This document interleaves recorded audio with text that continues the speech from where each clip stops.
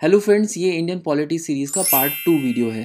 Part 1 में हमने Indian constitution के हिस्टोरिकल बैकग्राउंड को कवर कर लिया था 1940 तक। तो जो लास्ट इवेंट हमने कवर किया था वो था 1940 अगस्त ऑफर, जिसमें ब्रिटिश गवर्नमेंट ने नेहरू जी की इस डिमांड को मान लिया था कि कॉन्स्टिट्यूशन फ्रेम करने के लिए जो कॉन्स्टिट्यूएंट असेंबली बनाई जाएगी उसमें सिर्फ और सिर्फ इंडियंस होंगे। तो ये बात तो साफ हो गई थी कि कॉन्स्टिट्यूशन बनाने की जिम्मेदारी अब सिर्फ इंडियंस की है, लेकिन कॉन्स्टिट्यूएंट असेंबली की कॉम्पोजिशन कैसी होगी ये अपने आप में एक बहुत बड़ी पजल थी। कहने का मतलब, कॉन्स्टिट्यूएंट असेंबली में कितने लोग प्रिंसली स्टेट से होंगे, कितने ब्रिटिश इंडियन प्रोविंसेस से, कितने डिप्रेस क्लासेस से और कितने मुस्लिम लीग से, यानी किसको कितना रिप्रेजेंटेशन मिलना चाहिए, ये तय करना बहुत ही मुश्किल काम था। तो साल 1942 में ब्रिटिश गवर्नमेंट द्वारा इस पजल को सुलझाने की कोशिश की गई। मार्च 1942 में ब्रिटिश गवर्नमेंट ने इंडिया में सर स्टैफोर्ड क्रिप्स के नेतृत्व में एक मिशन भेजा, जिसे क्रिप्स मिशन कहा जाता है।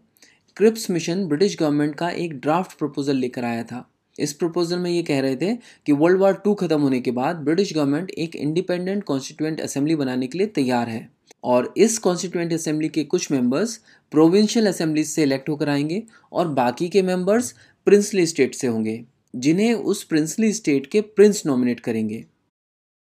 इसी के साथ साथ यहाँ पर एक क्लॉज ये भी जोड़ा गया कि अगर कोई प्रोविंस या प्रिंसली स्टेट नए कॉन्स्टिट्यूशन के साथ नहीं जाना चाहता है तो वो अपना अलग कॉन्स्टिट्यूशन बना सकता है।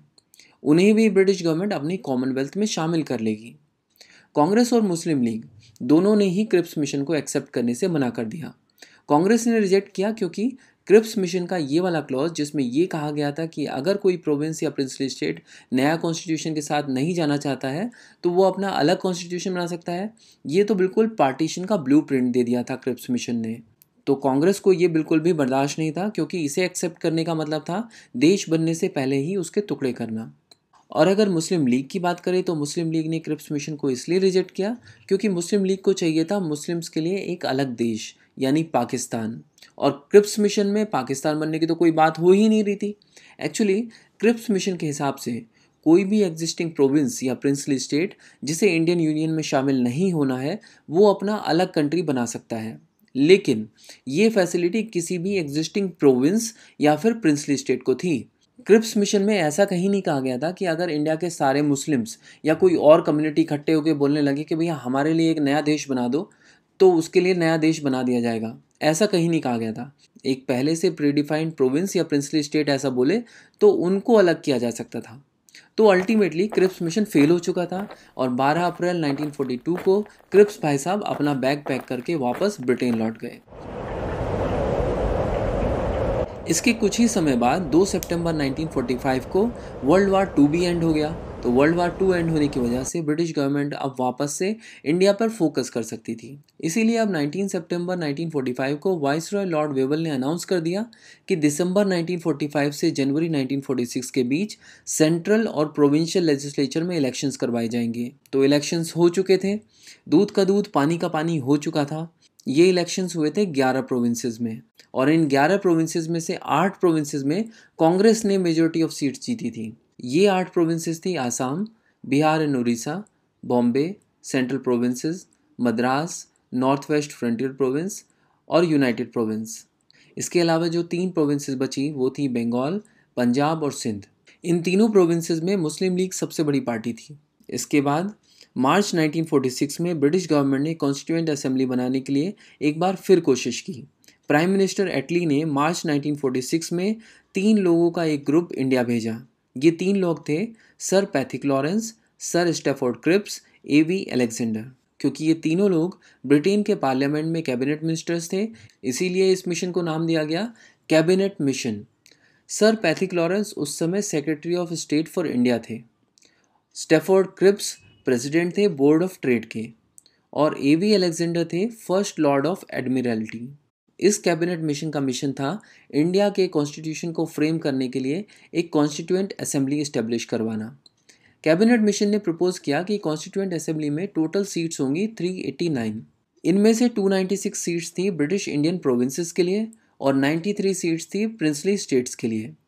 यहाँ मैप में आप देख सकते हैं कि ये जो ब्लू कलर का एरिया है ये रिप्रेजेंट कर रहा है ब्रिटिश इंडियन प्रोविंसेस को, और जो ब्राउन कलर का एरिया है ये रिप्रेजेंट कर रहा है प्रिंसली स्टेट्स को।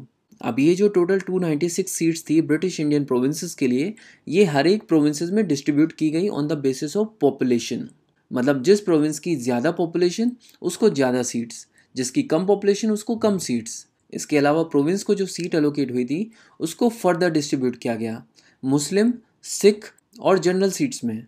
ये डिस्ट्रीब्यूशन अगेन पॉपुलेशन के बेस पे किया गया था, मतलब जिसकी जनसंख्या ज़्यादा थी उसको ज़्यादा सीट्स। मान लीजिए एक स्टेट को 20 सीट्स एलोकेट हुई हैं, तो ये 20 सीट मुस्लिम, सिख और जनरल सीट्स में डिस्ट्रीब्यूट की जाएंगी। यानी अगर मुस्लिम्स की पॉपुलेशन उस स्टेट में ज़्यादा है तो ज़्यादा सीट्स मुस्लिम्स को दी जाएंगी, अगर सिख की पॉपुलेशन ज़्यादा है तो ज़्यादा सीट्स उनको मिल जाएंगी। अब अगर बात करें प्रिंसली स्टेट्स की 93 सीट्स की, तो प्रिंसली स्टेट के केस में कैंडिडेट इलेक्ट होकर नहीं बल्कि उस पर्टिकुलर प्रिंसली स्टेट के नॉमिनेशन से बुलाए गए। इसका मतलब समझ रहे हो आप? इसका मतलब ये है कि कॉन्स्टिट्यूएंट असेंबली में कैंडिडेट्स जो हैं वो इलेक्टेड और नॉमिनेटेड दोनों ही तरह के थे। अब क्वेश्चन ये है कि ये जो इलेक्टेड कैंडिडेट्स हैं इनको इलेक्ट कौन करने वाला था? भारत की जनता? जी नहीं, इनको डायरेक्टली भारत की जनता इलेक्ट नहीं करने वाली थी। इनको इलेक्ट करना था प्रोविंशियल असेंबलीज़ के मेंबर्स को। और अभी थोड़ी ही देर पहले हमने देखा है कि प्रोविंशियल असेंबलीज़ के मेंबर्स को जनवरी 1946 के इलेक्शंस में जनता ने ही चुनकर भेजा था। यानी जनता ने चुन लिया था प्रोविंशियल असेंबलीज़ के मेंबर्स को, और इन प्रोविंशियल असेंबलीज़ के मेंबर्स को चुनना था कॉन्स्टिट्यूएंट असेंबलीज़ के मेंबर्स को। ये जो इलेक्शन हुआ था इस इलेक्शन को कहते हैं डायरेक्ट इलेक्शन, क्योंकि यहाँ पर जनता डायरेक्टली चुन रही है। और ये जो इलेक्शन है ये इलेक्शन है इनडायरेक्ट इलेक्शन। इनडायरेक्ट इसलिए क्योंकि यहाँ पर कॉन्स्टिट्यूएंट असेंबलीज़ के जो मेंबर्स हैं उनको भी जनता ही चुन रही है, बट इनडायरेक्टली। मतलब जनता ने अपने प्रतिनिधि चुने और उनके प्रतिनिधि इनको चुन रहे हैं।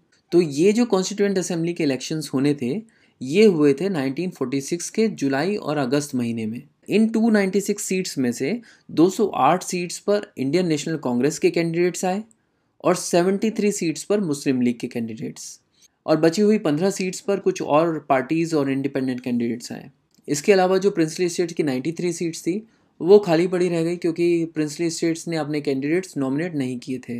बेसिकली प्रिंसली स्टेट ने नॉमिनेट करने से मना कर दिया क्योंकि उन्होंने कॉन्स्टिट्यूएंट असेंबली से अलग रहने का ही निर्णय लिया, और इसी के साथ साथ मुस्लिम लीग ने भी कैबिनेट मिशन को मानने से मना कर दिया क्योंकि इन्हें भी तो मुस्लिम्स के लिए एक सेपरेट स्टेट पाकिस्तान चाहिए था, और वो अब इन्हें कैबिनेट मिशन में बनते हुए दिख नहीं रहा था। तो जो कॉन्स्टिट्यूएंट असेंबली की पहली मीटिंग हुई 9 दिसंबर 1946 को, उसमें ना तो मुस्लिम लीग शामिल हुई और ना ही प्रिंसली स्टेट के नॉमिनेटेड सदस्य। इस मीटिंग में कुल 211 लोग पहुंचे, जिसमें 208 तो कांग्रेस के ही थे। फ्रांस की एक परंपरा को फॉलो करते हुए इस मीटिंग के सबसे बुजुर्ग सदस्य डॉक्टर सच्चिदानंद सिन्हा को कॉन्स्टिट्यूएंट असेंबली का टेम्पररी प्रेसिडेंट बना दिया। तो इसी के साथ historical background of Indian constitution का टॉपिक कंप्लीट हो गया। नेक्स्ट वीडियो होगा हमारी इंडियन पॉलिटी सीरीज का पार्ट 3 वीडियो, जिसमें हम मेकिंग ऑफ कॉन्स्टिट्यूशन को शुरू करेंगे। नोट्स के लिए bookstaba.com वेबसाइट चेक करें। अगर आपको ये वीडियो अच्छी लगी है तो इसको लाइक कीजिए, अपने दोस्तों के साथ शेयर कीजिए। बुक्सतबा चैनल पर हिस्ट्री और पॉलिटी के बहुत सारे टॉपिक्स पर वीडियोस अवेलेबल हैं, आप उनको भी देख सकते हैं। और ऐसी ही और वीडियोस को देखते रहने के लिए बुक्सतबा चैनल को सब्सक्राइब कर देना। फिर मिलेंगे एक नए टॉपिक के साथ। Thank you so much for watching बुक्सतबा।